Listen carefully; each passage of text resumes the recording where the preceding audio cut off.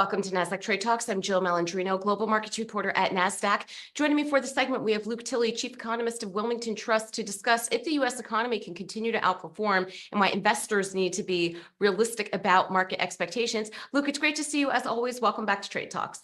Thanks for having me back on, Jill. You got it, Luke. And in your 2024 outlook, you're asking the question, can the U.S. economic exceptionalism reign continue? What are your thoughts there? Yeah, we really framed it up around the U.S. and especially relative to other countries. The U.S. has really bounced back from the whole COVID disruption in a much stronger way, and actually has done that over multiple decades, maintaining its share of global GDP for 40 or 50 years. And that might sound like looking pretty far back in the past, but it's incredibly relevant for what's going on right now and with markets, because what we find is that the most important feature is U.S. firms are so dynamic. They've been able to manage better than most other countries in terms of handling the high rate environment, the high cost of labor, and have had a lot of labor flexibility, sort of enabling them to navigate this environment. So we think that that's why the U.S. is headed towards a soft landing. We've been on the optimistic side of the spectrum, I would say, for a while now. And as we saw with last week's GDP data, the economy continues to power ahead, but inflation is coming down. And that's all attributable to firms being able to handle that high demand and deliver it without without pushing those costs on to their customers, Jill. Right. And Luke, of course, the key question is all around rates, right? Are we going to get that cut in March? It's going to happen in May. How much will there be? Will there be 6 this year? What are your thoughts around that? Because, we're in earnings season right now, so we're thinking very fundamentally, but absent of that, everything is very macro focused. Yeah, absolutely. And I think that this is critical. More, I think, is the idea that the Fed is going to be cutting rates. They need to. Inflation is slowing down. The economy is slowing down, even though it is robust. It has clearly come down from those highs. But with inflation, especially with PCE, core PCE has been at 2% for the past 6 months. And what that means is that the Fed really needs to be thinking about cutting now. Chair Powell said as early as July of last year, you really need to be cutting even before inflation gets to 2%. So if we think about by the time you get to the middle of this year, you could easily have 12 months of inflation right at 2%. And it's not really appropriate to have rates as high as they are right now. So we think we actually just moved recently to expecting that they'll cut at the May 1st meeting. At that time, they could have 9 straight months of weak PCE.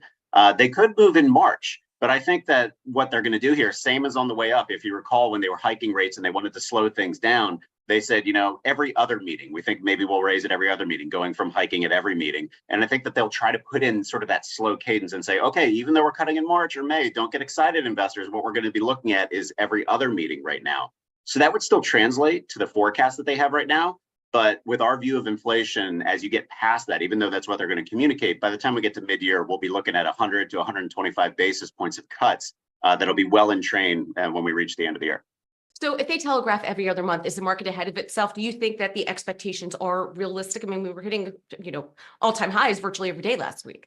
Yeah, I think that the market, in terms of the bond market, I think it's 6 or 7 cuts right now in this calendar year, might be a little bit more than what we're expecting. If the Fed is going to communicate every other meeting, I do think that they'll end up cutting at every meeting when you get to the back half of the year. So maybe it's 4 or 5 cuts. But equities are going to increasingly be driven not just by rates, but also by profitability. And we think that we're exiting this earnings recession and we're really moving to a spot where companies are, as I said, managing this environment very well. So you're going to have earnings. You are going to have that trajectory of rate cuts. And I really don't think it matters whether it's 4, 5, or 6 within this calendar year. What matters is that they're going to be heading back towards a neutral setting.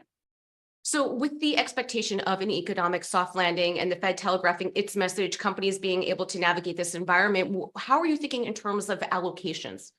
Yeah, our investment committee for our clients right now, we are overweight to small cap.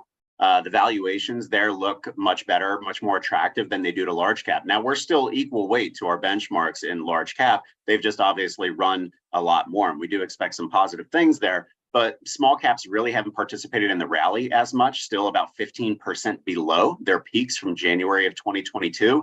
And we think that if we get that soft landing with an upside risk for growth, those are the kinds of conditions that will really help small cap power ahead, whether it's some of the different industries like communications, even materials or industrials, but also the financial sector. We expect the regional banks to bounce back pretty strongly if that rate environment that we described plays out.